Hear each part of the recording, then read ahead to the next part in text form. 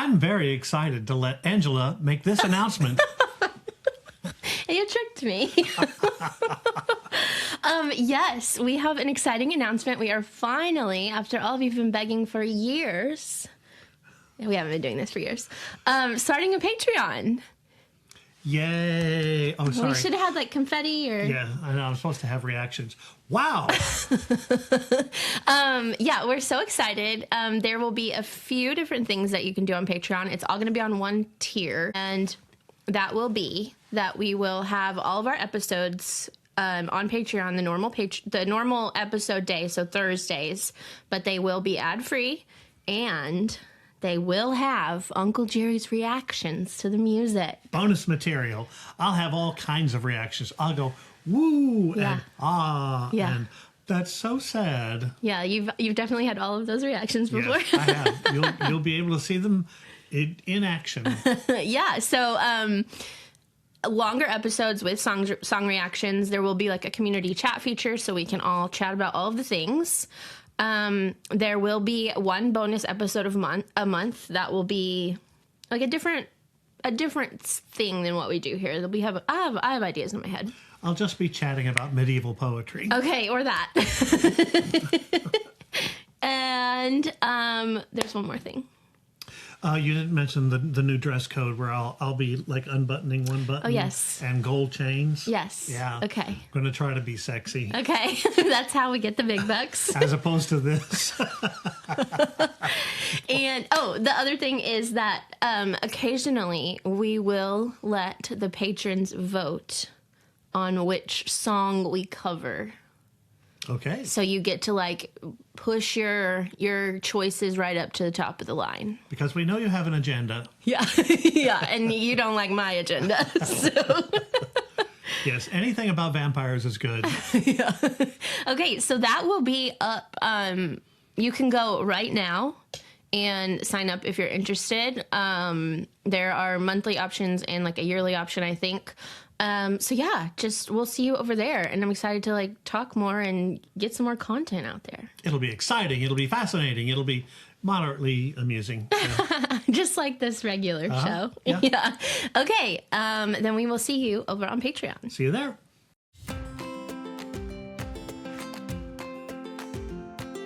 Welcome to the Swiftie and the Scholar, the podcast where we examine the lyrics, lore, and literary legacy of Taylor Swift. I am Angela McDowell, the Swiftie. And I am Dr. Uncle Jerry. The Scholar. The Scholar. Okay, that was terrible. We're doing a bad job today. I don't know. Hello, Uncle Jerry. Hi, Angela. How you doing? I'm really quite well, thank you. Good. A little confused, but otherwise pretty well. About Cassandra? Cassandra, there's a lot here. Yeah, there's a lot of notes. Yeah, I wish she'd found a way to give us maybe 2 more metaphors, because I think she's only averaging about 1 a line here. Okay. Yeah. Well, those are your favorite, right? Metaphors are great. I mean, if they're good metaphors. Okay. Yeah. Well, then let's just get into it. Shall we? Yeah, today we're covering Cassandra. I feel like a lot of people have been asking for this one. This song is kind of under my radar. And I can't really tell you why, other than we got 30 other songs at the same time, and some of them just have to be under the radar because there's too many songs. Too many in a good way is what I mean. You're the Swiftie. Can there be too many songs? No, never. But Cassandra just is under the radar for me. I feel like a lot of people have wanted it. I did feel like you might kind of enjoy it just because I know that it is based on, mythology and all of that. So I know. Let's just do it. This is from the Tortured Poets Department 2024, who Taylor and Aaron both written and produced. Okay. Those are usually my favorites, but yeah. And when we get to the snakes, are you going to tell me if this has anything to do with Ye and the Cardassians? Yes. Are you? Because again, never having heard the song and not knowing much about her life, I did see when Kanye jumped up on the stage and said, "Oh, you should have had this award." And I think like almost everyone in the universe, Yeah. kind of appalled that anyone would do that on live television. And, you know, I mean, it's tantamount to getting up and slapping someone at the Academy Award. Indeed. Those are very similar situations. Yeah. And so when I got to snakes, I mean, there are reasons for it to be in the text of Cassandra, right? But I had to wonder. Yeah, so there is more to that Kanye story, and I do think this is at least partially inspired by the Kanye situation. Okay. So that happened when Taylor was like 20 or something. Like she was very young when that happened. Oh, was it? See, I can't remember. Yeah. I remember it happening, but the chronology of Taylor's life. Yeah, it's not in here. No, it's not not. in your head. It is in mine, so I'm here to help. That's why you're here. So that was like 2009 or 2010. Okay. And Oh, she wow. Okay. That's a while ago. Yes. And then she wrote a song on her next album. So I guess it would have been 2009. Then 2010 on Speak Now, she wrote a song called Innocent that is widely believed to be about Kanye. And it's like, you know, you aren't what you did. You're still an innocent. You know, you're just 32 and still growing up now, she said. So she like very much played the bigger person. And then several years later, then like she kind of becomes friendly with Kanye and Kim. And then Kanye calls her, and Kim is secretly recording this phone call. No. Okay. Kanye calls to ask if it's okay if he name drops her in a song. Okay. And you can hear she's kind of uncomfortable, but she's like, yeah, you know, it's fine, whatever. And then he releases this song. It's all about he says, I made that bitch famous, talking about Taylor. Oh, wow. Okay. And the incident that you're talking about, like he's Right. saying like she wouldn't be famous if it wasn't for me doing that. Oh, Even- sure. Just another minor celebrity. Yeah.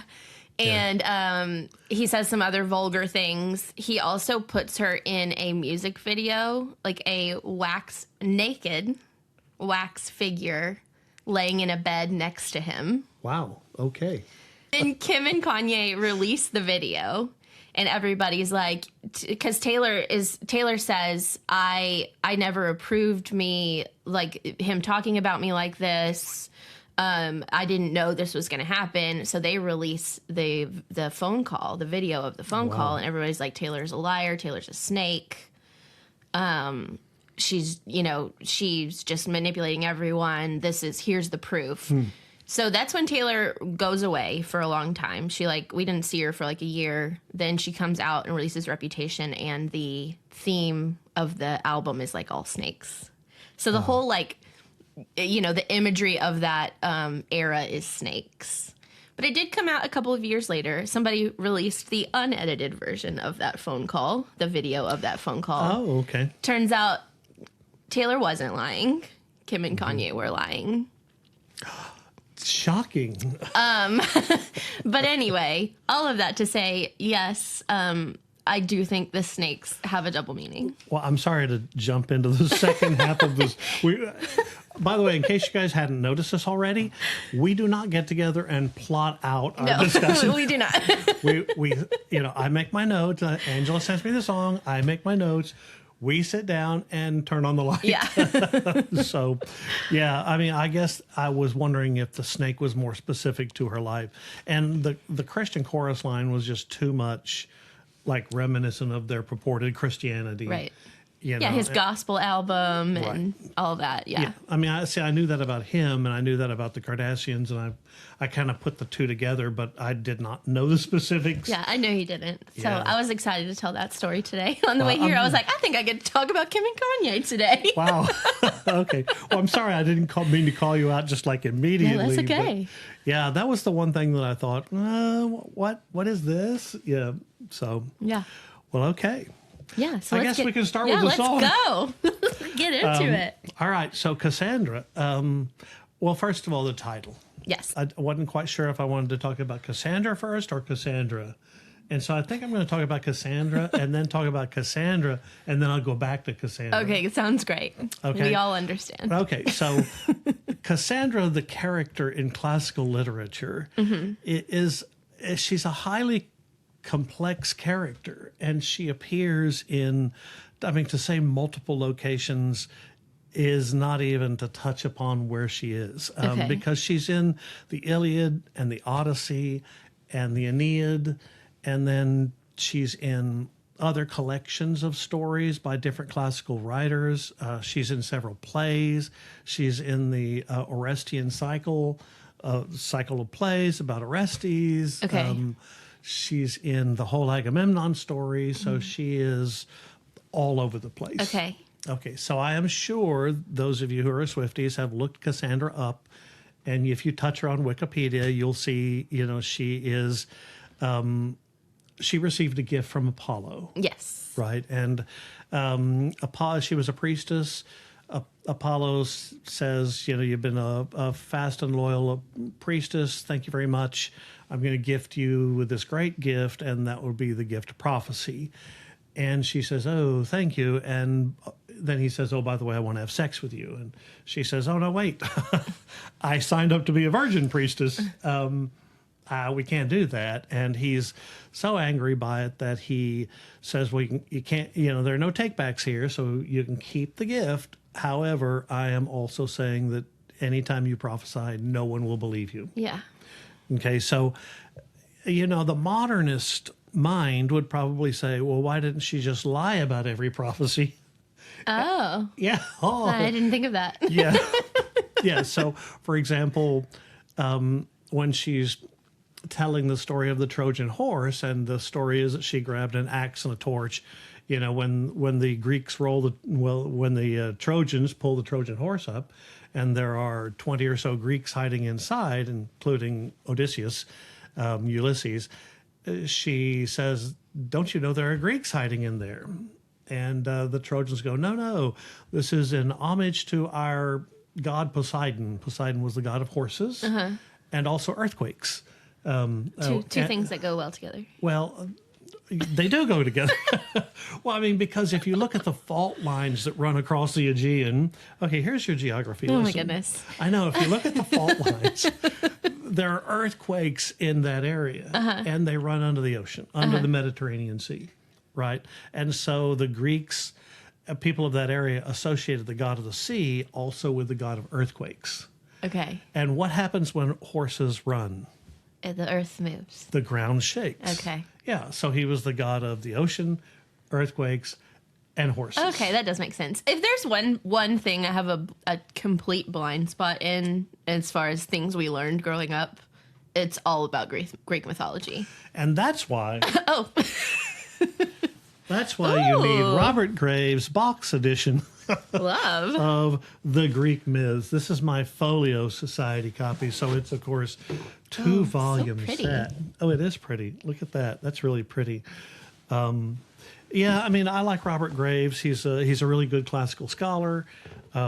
He translated several works, read both Latin and Greek. He does my favorite translation of Apuleius' Golden Ass, which is a novel from the 1st century CE in Rome. But he also wrote the I, Claudius books. Okay. He's kind of renowned in classical circles for his opinions.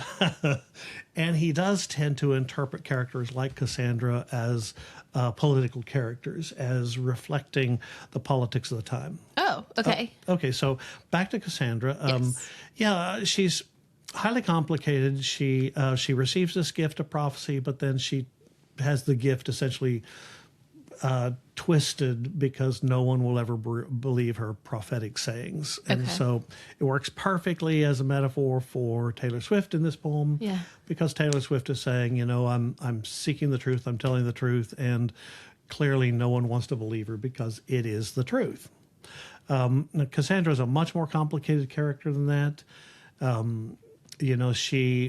She wanted to remain a virgin goddess, but during the fall of Troy, when everything is coming apart and the Greeks are in the city and they're setting the city ablaze, she goes into the temple of Athena, female goddess, and she clutches to the statue of Athena and begs for her protection. Ajax the Lesser comes into the temple. And now you're going, the lesser? Lesser than what? Well, obviously lesser than Ajax the Greater. Well, of course. So there were two... This is probably way too complicated. It's okay. We like the lessons. Okay, so there are two Ajaxes.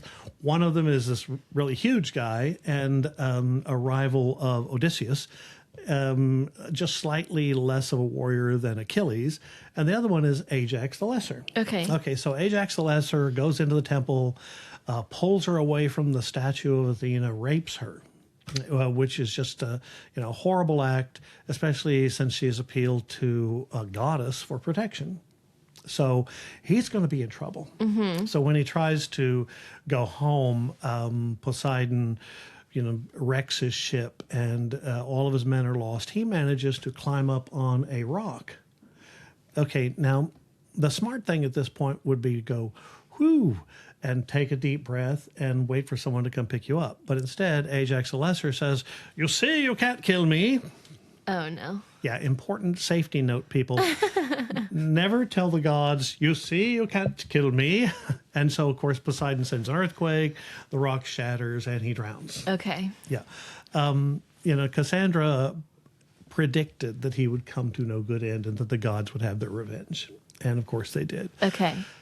She's ultimately taken by Agamemnon, the greatest king of the Greeks, taken home. When Agamemnon gets home, his wife Clytemnestra, whom he had left 10 years before, was a little peeved because he had to kill their daughter in order to appease the gods to go fight the Trojan War.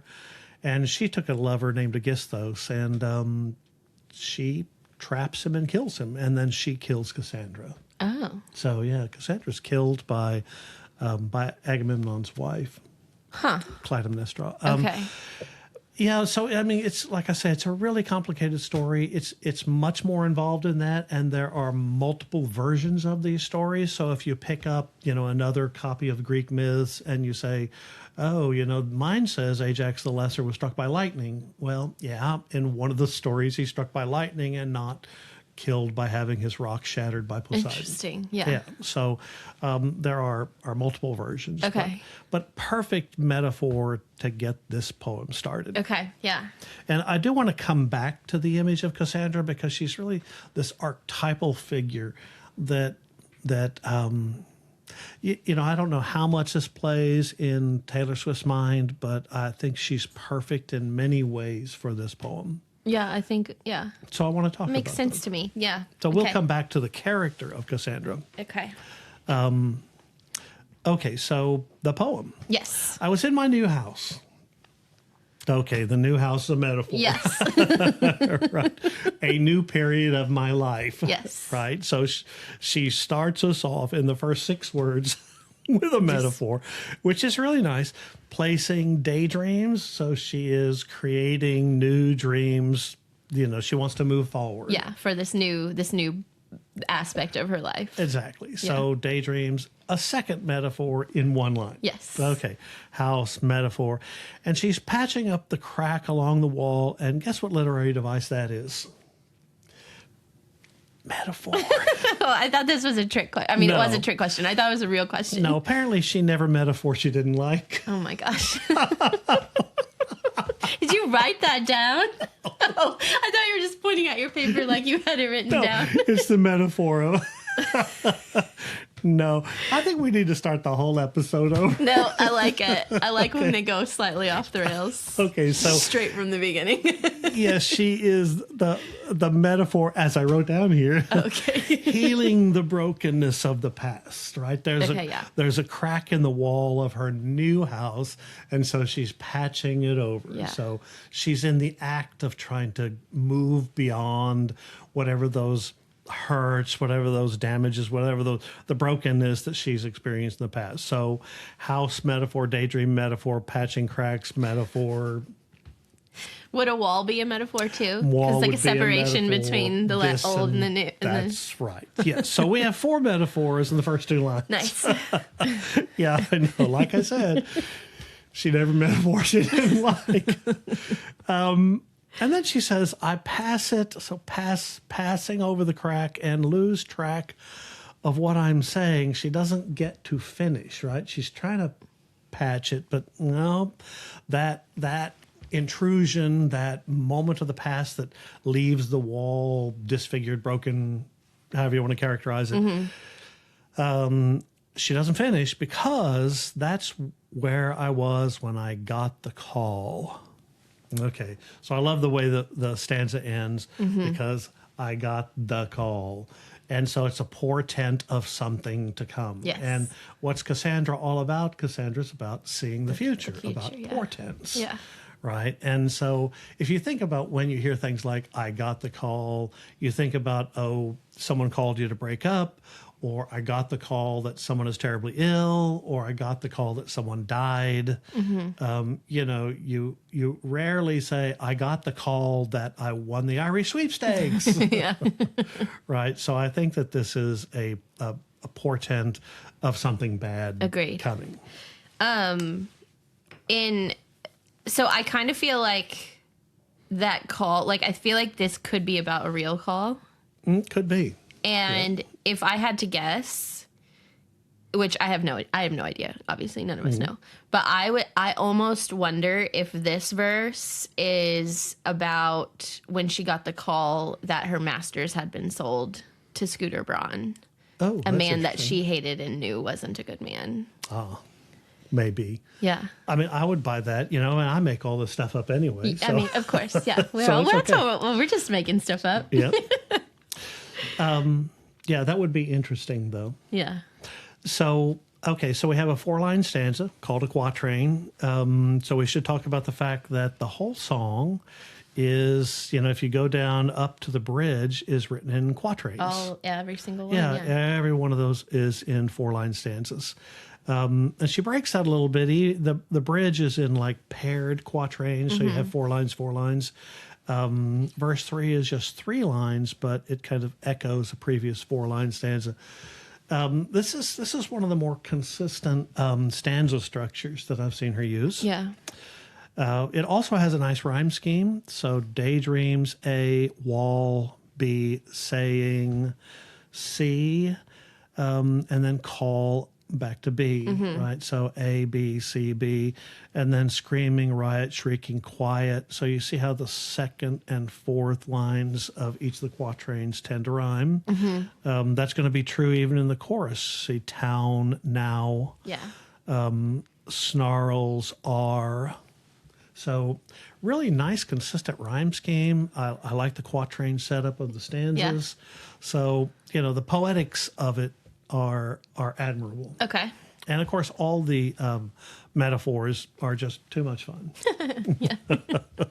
I mean, I have to admit, I chuckled aloud by the time I got through the first stanza. Like, how are there more? I know. I went back and went, okay, 1, 2, 3, 4, 5, 6, in one 4-line stanza. But that's good. And then Yes. we go to the pre-chorus. Yes. And the pre-chorus begins when the first stone's thrown. Okay, this is an allusion. So John 8, verse 7, let him who is without sin, Cast the first stone. That's right. So, we have the woman, and she's accused of harlotry, of adultery, and they want to punish her. The punishment, according to the Old Testament, is throwing the stone, being stoned. And Jesus says, let the person without any sin at all throw that first stone. And what happens? No one can throw a stone, right? Because no one's without sin. But you notice this is placed after the fact. When the first stone's thrown... Oh, yeah. Somebody threw a stone. Somebody's already thrown the stone.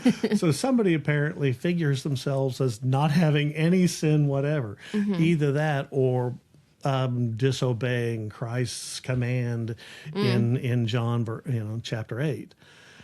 And so really, really kind of fun allusion. And again, this kind of made me start thinking about Kanye jumping up on stage, but it could be almost anything. Yeah, I mean, I think I don't know that this song has one specific inspiration or if it's just things that have happened throughout her career where she's been like, hey, this person is bad.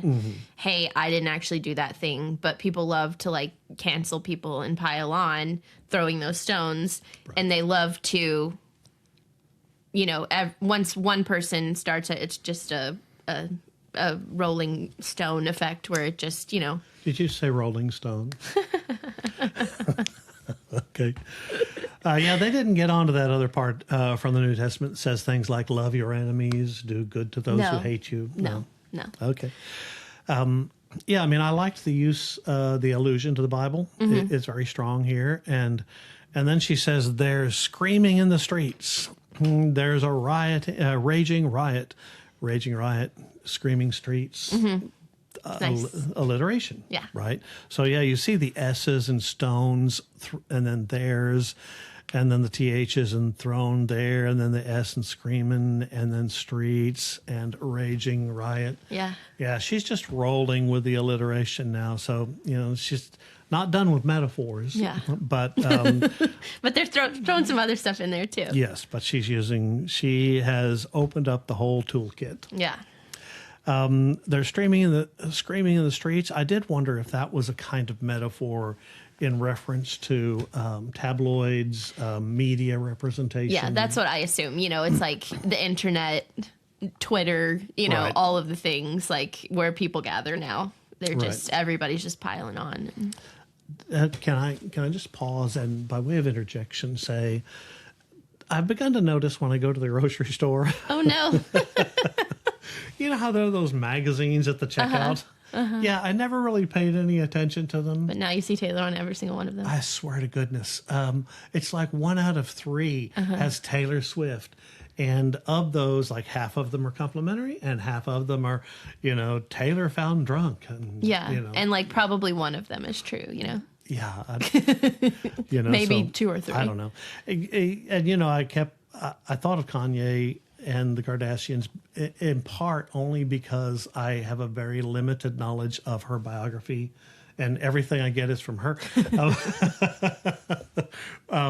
You know, and that's the only one that I myself was familiar with. But, you know, I know about the drama involving her discography and her wish to own her own production.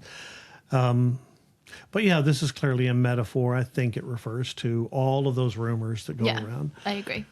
There's a raging riot when it's burn the bitch. So, of course, instead of burn the witch, she's using, you know, so she's doing 2 things at once. She's doing that cliche thing where she takes the cliche and she twists it. But also, you know, the bitch representing a witch makes you force the rhyme into your brain. Yeah. And it also is a kind of metaphor, right? You know, because we want to compare the two, bitch and witch. Would you count that as, so you know how when we were talking about New Romanticism, it's, you want to use the common language? Would you count that as that? Yeah, I think so. Okay. Yeah, I think, she certainly likes to, you know, she frequently truncates the ing, like she ellipses the G. Yeah, on this screaming. Right, she's screaming. It's gone, yeah. So I think that she does that frequently, and I think she does it in order to use common language. Yeah. In order to reach her audience. Yeah. Yeah, and that doesn't mean that her, you know, just because she extends that reach to the current contemporary ear does not mean that her works are simple. Right? It means that she is playing to an audience that understands that. Yeah. Yeah. So burn the witch, burn the bitch. They're shrieking when the truth comes out. It's quiet. So I like the way you can read this 2 ways. They're shrieking when the truth comes out, and then comma is quiet, or they're shrieking when the truth comes out. It's quiet. Yeah. Yeah. Right. So it's funny how when you read poetry, the tendency is to read to the end of the line. Absolutely. Yeah. But you really should read through punctuation. Yeah. No, I don't want to spoil it for you, but just now in this pre-chorus, when you said when the first oh my gosh, today is a struggle. When the first stone's thrown, there's screaming in the streets. But the way she sings it, so the way I read it, does just stop right there. Oh, yeah. When the first stone's thrown, they're screaming. In the streets, there's a raging riot. She breaks it there. But when you read it there, I was like, oh, that's absolutely like a continuation, though. They're screaming in the streets. Yeah. Yeah. Yeah, when most people read poetry badly, Yeah. Yeah. they read to the end of lines. Yeah. Yeah, but obviously she's singing it, and so she's interpreting it to the end of the line. And yeah, if I were to read this, I would say, when the first stone's thrown, they're screaming in the streets. There's a raging riot when it's burned the bitch.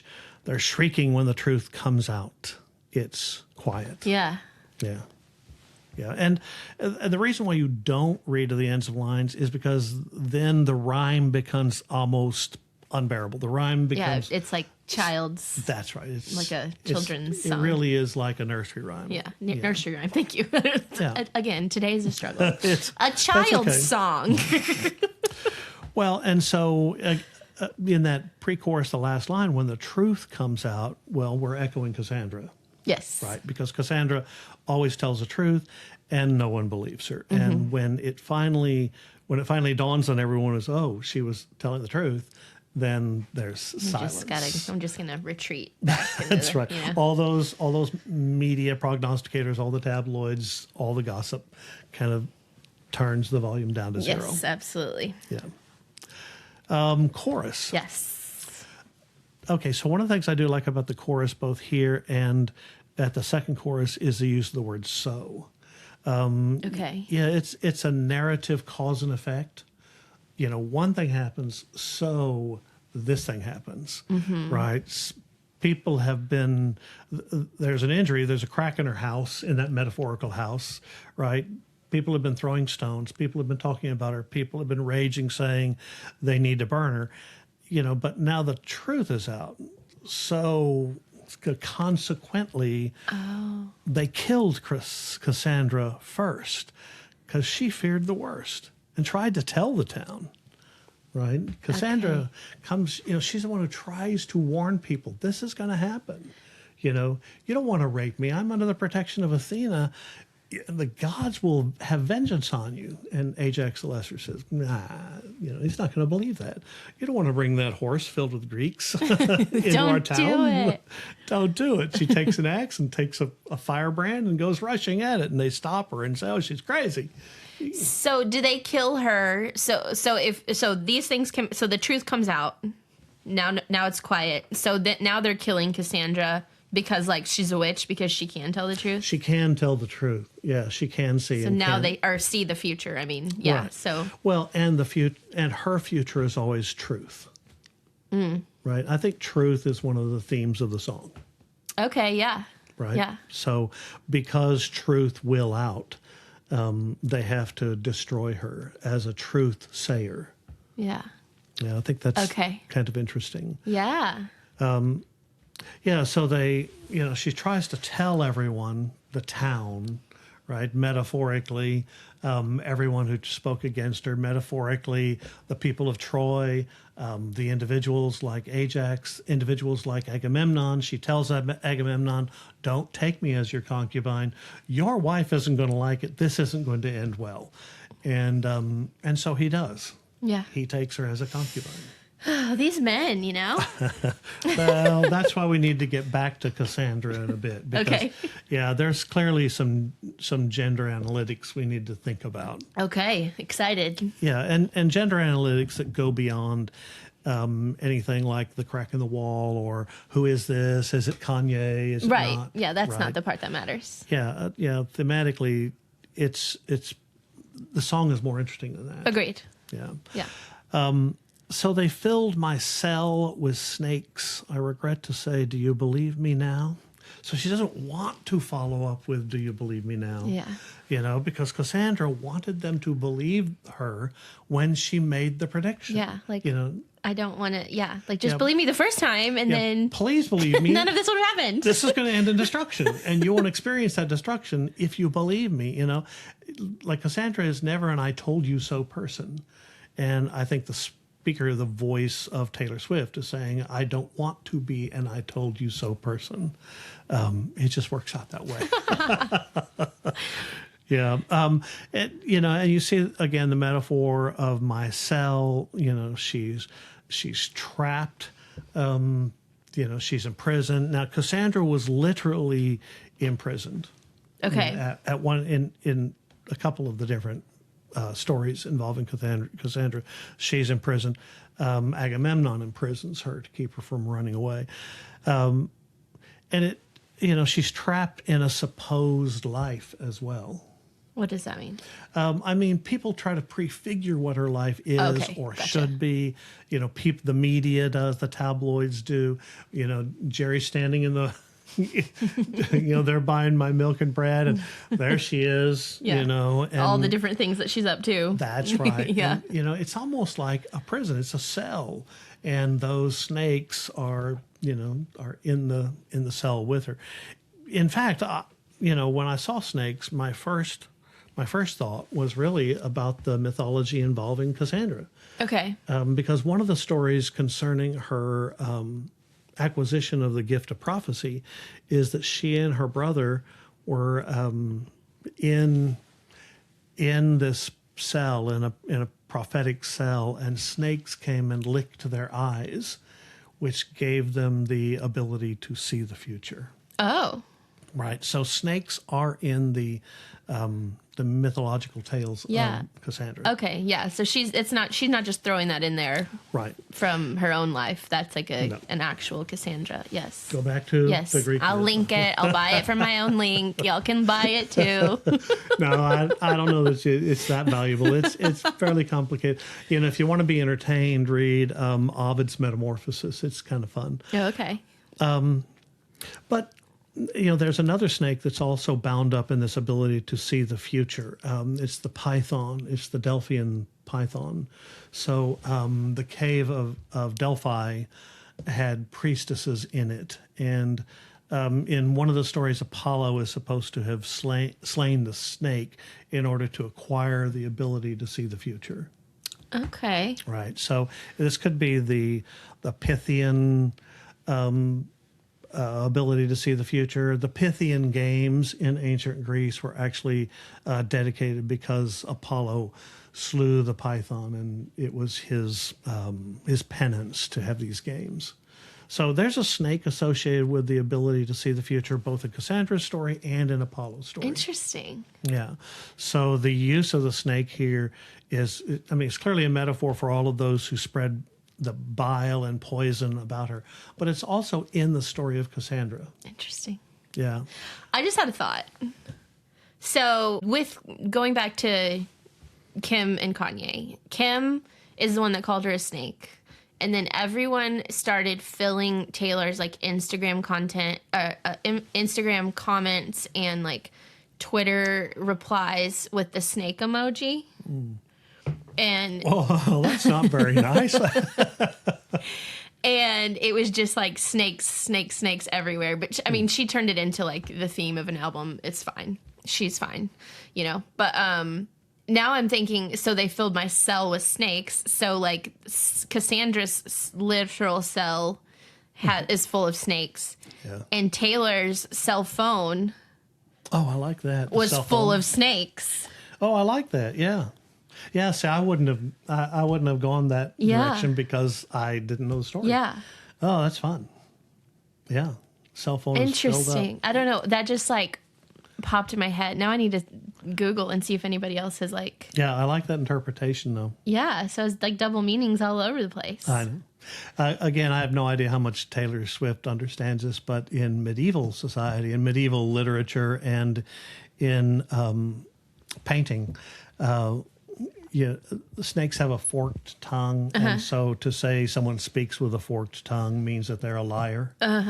And they frequently represent liars. For example, those of you who love Chaucer's Canterbury Tales, All of us, everyone, right? You remember that the merchant who represents himself as a very successful merchant and wants people to invest in him, nevertheless steals their money and is a terrible merchant. And he's got a forked beard. Oh. He's a liar. Okay. Because he looks like a snake. Okay, yeah. So snakes are liars. And it is kind of interesting that you juxtapose this forked tongue snake with Cassandra, who always knows and tells the truth. Yeah. So Oh, that is nice. Yeah. I like the whole cell phone thing filled with snakes. I mean, I have no idea. I was just thinking about all of those snake emojis, and I'm like, oh, that's on your phone. Yeah, that works for me. Yeah. Verse 2? Yes. Okay.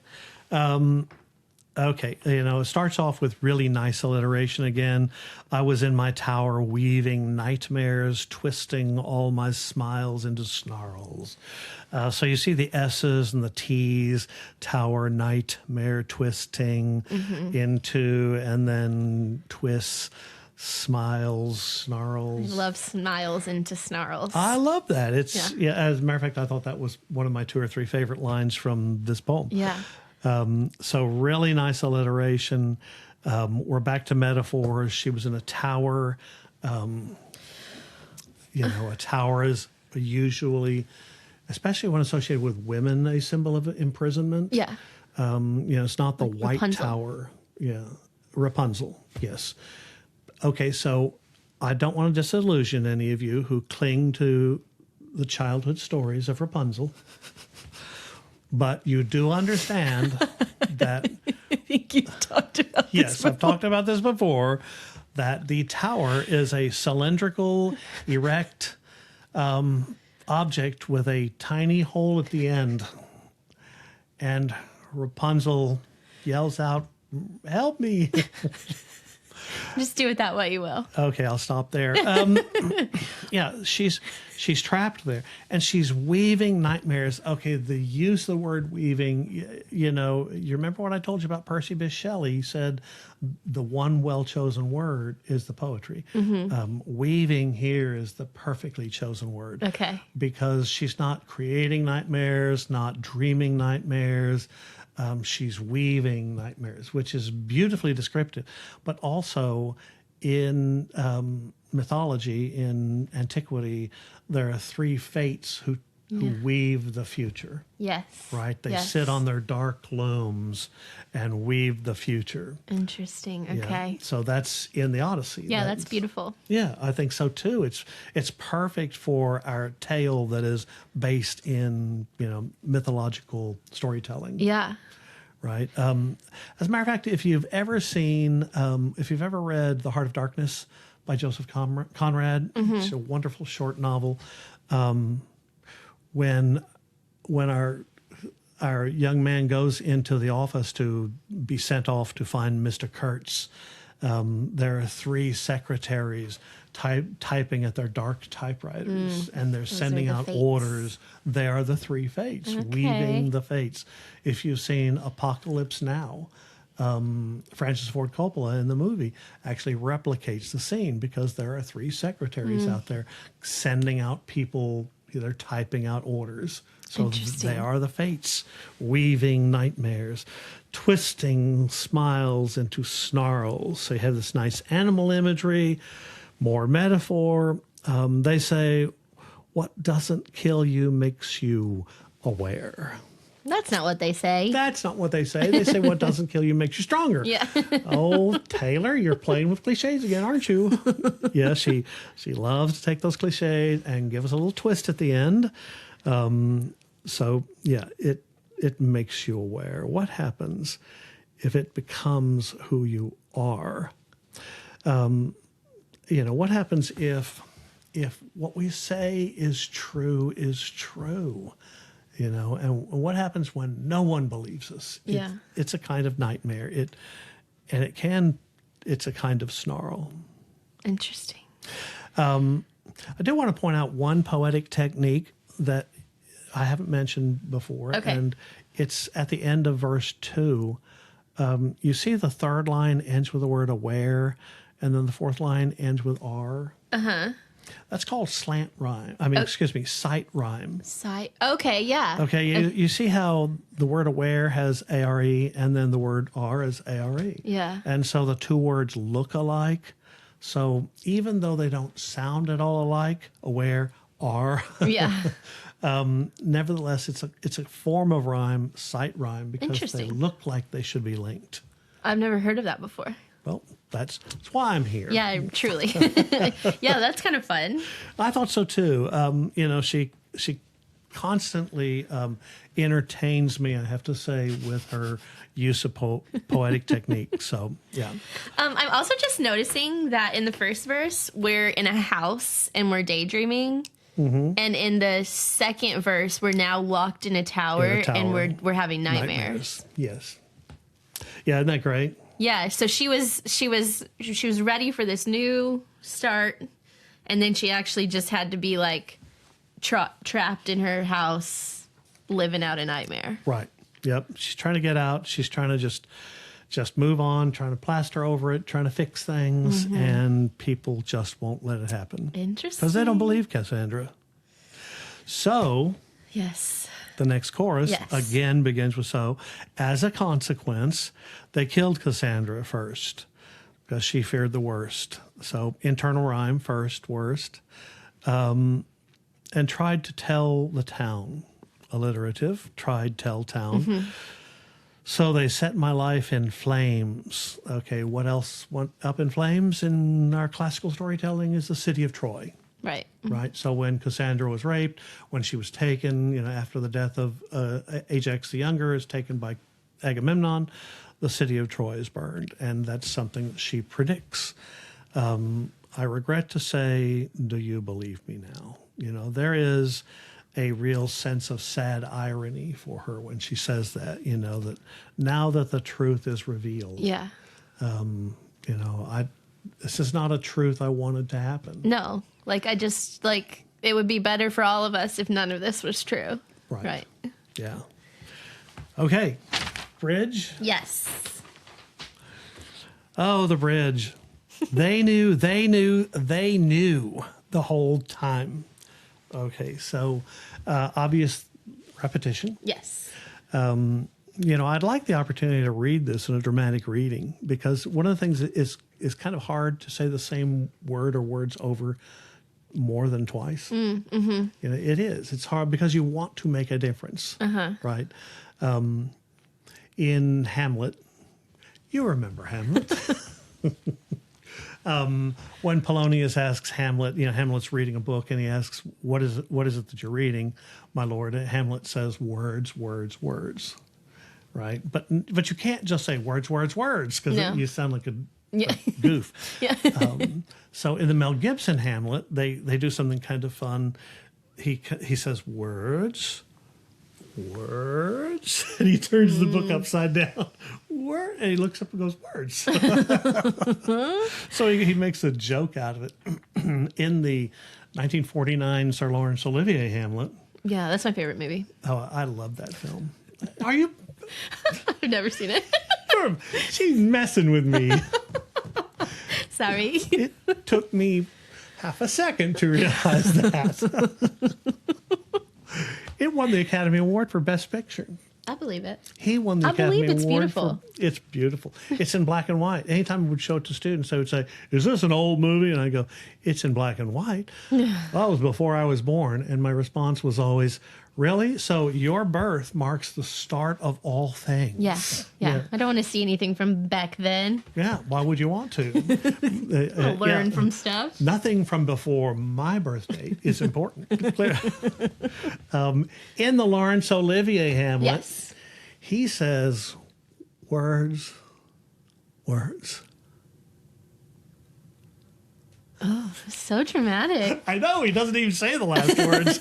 He just kind of mouths it. So they knew.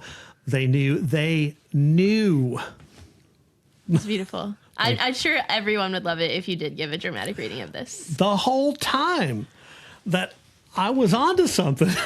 It's like, people, I was telling you. Because she's Cassandra and she tells the truth. Mm-hmm. The family, the pure greed, the Christian chorus line. So snarky. It is pretty snarky. It's great alliteration. It's kind of a wonderful metaphor of a chorus line, right? Right. A chorus line are a bunch of dancers. So they dance their way through their Christian faith, right? They don't. I know they don't. It's not interior. They don't hold it dear to their heart. They don't live it. They dance their way through it. Interesting. Yeah, it's like Christianity is something that you high kick down a road. They're just performing it. That's exactly what I was going to say. It's a performance. Oh, I do. I see it. Yeah, they're fakes. So they're performers. They all said nothing. Blood's thick, but nothing like a payroll. Okay, another one of those cliches, right? Blood's thicker than water. But what's thicker than both blood and water? The money. The money. Yes, exactly. Yeah, it's just plain the greed. The greed of it is more important. I bet they never spared a prayer for my soul. You know, they never worried about who she was, how she felt, whatever it is they said or did, however they danced their chorus line. It was for the money. Yeah. And it was careless of the truth, and it was careless of her feelings. I think that's as strong a condemnation as I could read. Yeah, I agree. Yeah. You can mark my words. Again, this is Cassandra. Cassandra always tells the truth. Yeah. Write it. Yeah. This is what's going to happen. That I said it first in a morning warning no one heard. So morning, warning, internal rhyme, and they use the word mourning, M-O-U-R-N, which means to cry out in a funeral sense, cry out over a death.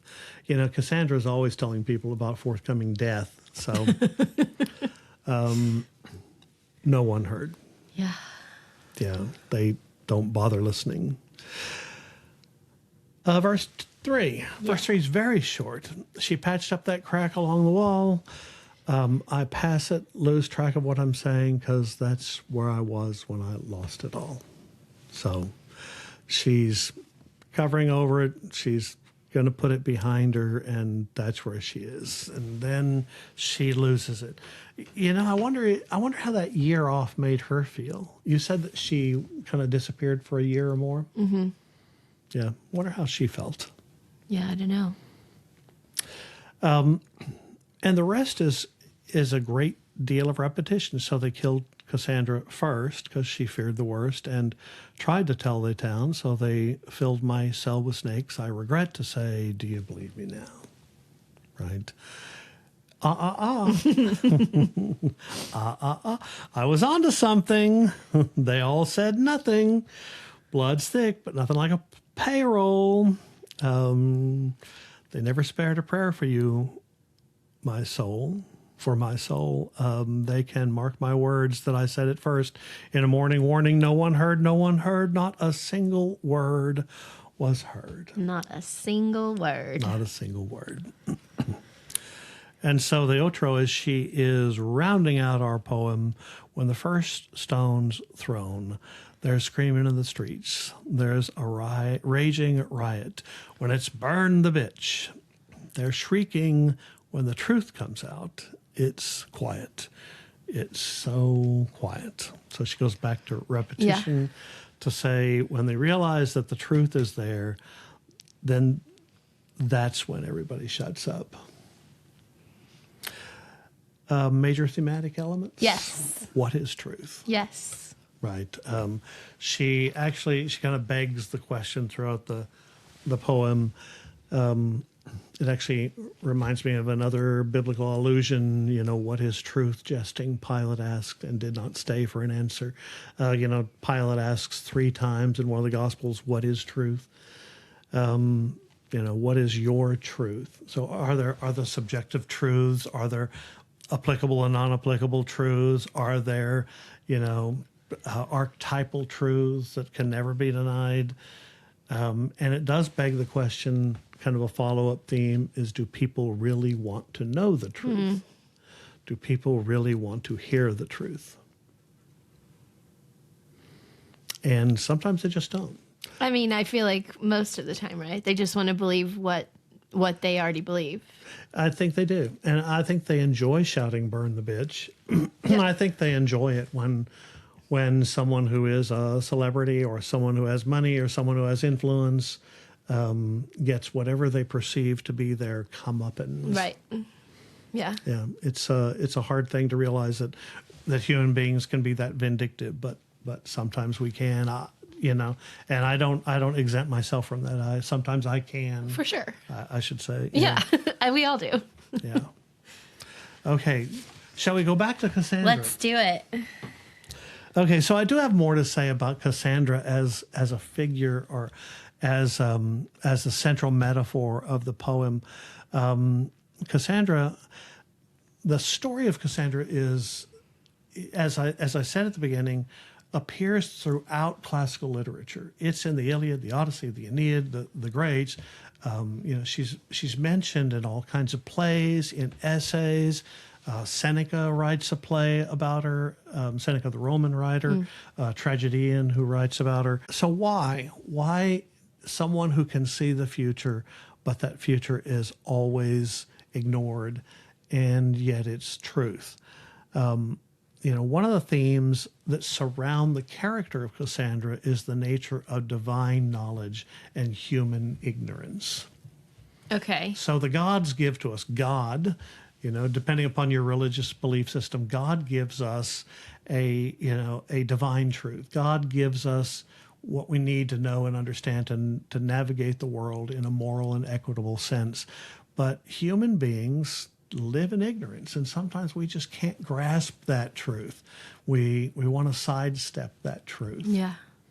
And I think it's kind of an amazing theme that revolves around the character of Cassandra herself. She also elicits the dualism between the sacred and the profane.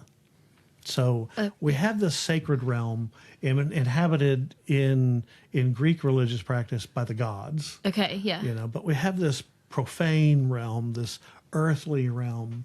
In Latin, Catholic scholars used to call this a sacrum and the profanum. Okay. The sacred and the profane. That God is here and we're here. Cassandra essentially is a crossover between them because she has a gift from the sacred, and that gift from the sacred is the ability to see the future. Mm-hmm. But it does beg the question: are we meant to know the future? Right? Because every time, because she knows the future, it manifests as a curse. This is just all making, everything you've said for the past 10 minutes is just making me feel existential, and now I can't even speak. I'm still stuck on, is there one truth, or do we all have personal truths? Do we have multiple truths? I'm way back there still. Yeah, I know. Do we have, is Plato right? Do we have is there such a thing as a universal truth? I mean, let's get Plato and Aristotle together with Socrates, and maybe we can argue the nature of universal truths. But yeah, do we choose to stay ignorant? If we're talking about Cassandra, do people choose to stay ignorant because we actually shouldn't know those things, and this is the way things are supposed to happen, right? And so I'm not actually supposed to listen to her because I'm supposed to make my decisions that lead me to where ultimately. Yeah, I almost wonder if we can't listen to her. If we're incapable of listening to her because we just can't grasp it. Because sometimes we do have those personal truths, right? Troy is the greatest city ever built. The walls have never been breached. We are unassailable. My truth is the walls can never fall. And the minute you start believing in that truth, the walls will fall. And I wonder, so, let's go back to the poem. Then I wonder in the context of the poem, if it's about Kanye, if it's about the Kardashians, if it's about the sale of her catalog, Taylor Swift has a truth, and yet they do too, right? The truths of their lives, it doesn't matter if it's ultimately a fiction, if they're just dancing in a Christian chorus line. Nevertheless, we cling to those truths we believe because it's my truth, even when my truth might be a lie. Yeah. Interesting. Yeah, we tend to cling to those. It's interesting. I'd kind of like to go back through now the songs that we have done, and she talks about falling in love and then falling out of love, and how many times have we clung to the truth of we're in love? Yeah, and this is the person. Right. This is the thing that I'm gonna be in this relationship for the rest of my life or something. And yeah. ultimately, Troy burns. Yeah. Yeah. Oh dear. A couple more things to Yes. think about. Cassandra, she is the ignored prophet. She is the one who sees impending crises. If you want to talk about that in modern terms, there are a lot of scientists, 98% of scientists say we're in an environmental crisis. Yes. And yet some people refuse to see the environmental crisis. Yeah. Right? That's where my head went when you were talking about truths and stuff. Sure. I just went to like right now, today, Right. the world that we're living in, and how there seems to be like such a divide between these people believe in this truth and these people believe in the exact opposite truth. Sure. Yeah, I mean, we have people in Europe who are they have their heads down and they're trying their best to find ways to have a zero energy footprint. And in America, we're opening new coal mines. Yeah, and tearing down old regulations and Right. And wind power. Oh, that's just silly. It might cause cancer.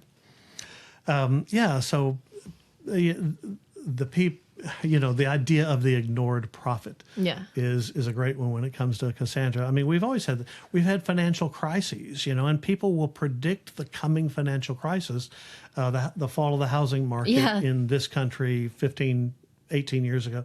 There were people that clearly predicted that, and people figuratively stuck their head in the sand and just said, I don't believe it's coming. Yeah. Okay, so I've got just a couple more for you to think about, Okay. Cassandra. And yeah, that this is is gonna make me not sleep tonight. she's a symbol of imprisonment, and Taylor Swift talks about that. Talks about being in a tower. Talks about being in a prison, in a cell. Mm-hmm. The ability to foresee and not being believed is to be imprisoned by the agony of knowing without doing. Oh. Okay. So I know what's going to happen. I know what must be done, but I am powerless to effect that change or to effect that action. Yeah. That's a prison cell. That feels so relevant for the state we're in at this moment. Doesn't it? Yeah. I think I liked this poem very I can much. tell. Can you tell?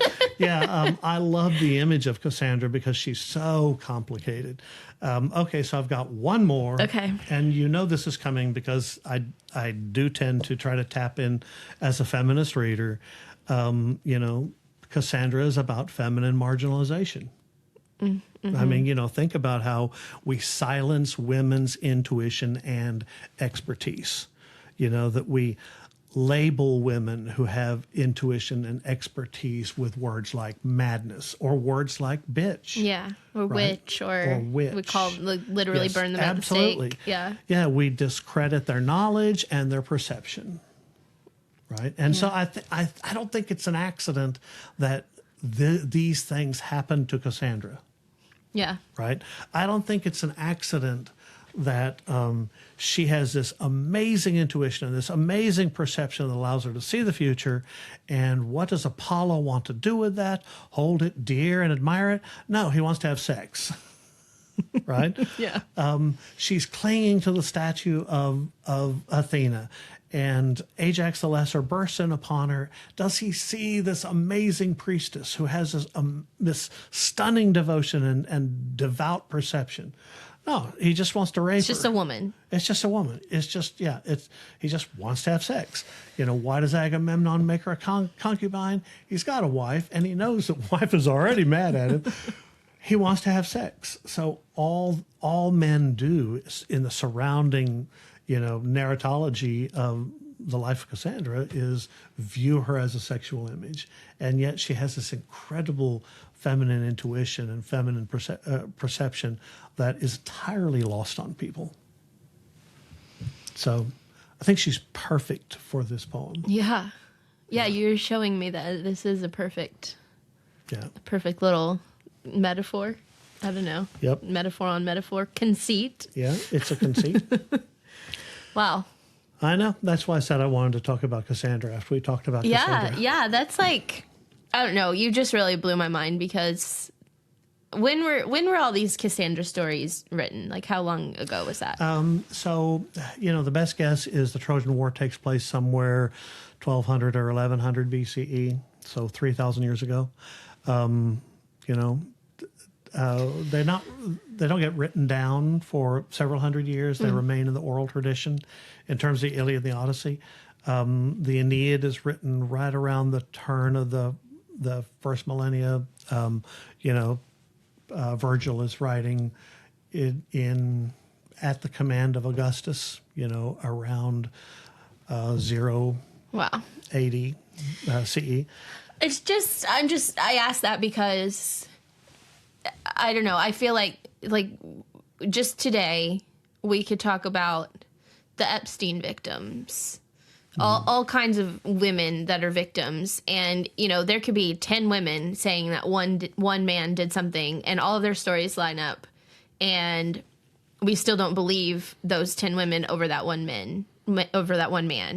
And like all of the Epstein victims, like there's so many of them and they're like, nobody's in jail, because we don't believe them because it's just crazy. And so it's like for all of humanity, nothing's changed. No, but the Greeks and Romans understood it and wrote about it. Well, okay, that's great. Yeah. Well, I mean, we understand it too. I mean, we get it. But in psychology, we have this thing called the Cassandra complex, Okay. where women suffer because they have correct intuition or knowledge. And then you have the psychologists will compare the Apollo complex, if you will, or the Apollo conscience with the Cassandra conscience. So Apollo is all objective logic, and Cassandra is subjective, intuitive logic, subjective, intuitive ideas and understanding, right? She subjectively and intuitively understands what the future brings. Apollo is more objective and logical. Interesting. Yeah. So, Wow. yeah, now she needs to write the companion piece, Apollo. Take them apart, Taylor. Maybe on TS13. Yeah. Okay, this is crazy. This blew my mind. Yeah. I had lots of fun reading this, and I had trouble figuring out, gosh, how do you talk about all of the ideas embedded in the Cassandra, in the use of Cassandra and the poem itself, right? So I had to separate the two and think about them. Ready to listen? Oh, absolutely. Yeah. Okay, yeah. So we're just going to watch the lyric video. She only has performed this live, I think one time, and it was mashed up with 2 other songs that we haven't done yet. So we're not going to watch her play it live anywhere. I don't want to pollute my mind. Yeah, because there are 2 songs that I do think I want to do. So, yeah, let's listen. Watch the lyric video. We'll be right back. Okay. What you think? I'm going to let you start this time. What do you think? Well, do you like this song? I do. I don't think. I mean, I always just love a piano song of Taylor's, but this just isn't one that I go to, and I don't know why. It's another one of them that just kind of stays right here. It doesn't really build. I mean, there's a little bit of a build. But I love the lyrics of this song, but I think maybe the lyrics and the music don't come together for me in that it makes it one of my favorites. So I think I'm going to give you a contrasting truth. Okay.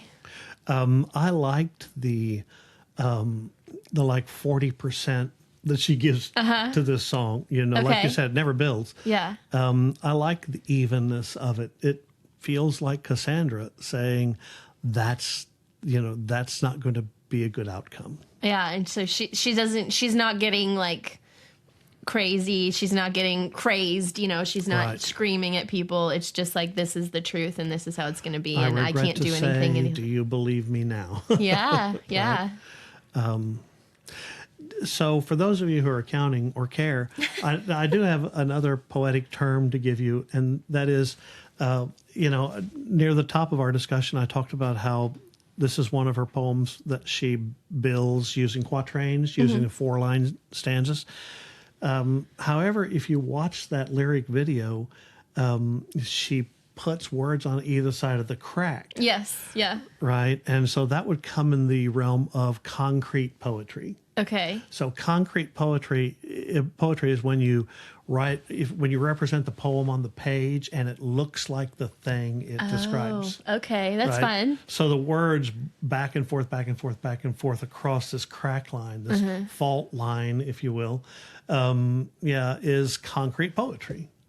And so I'd almost like to see the poem represented on the page like that? she showed it. Yeah, because I thought it was interesting, too.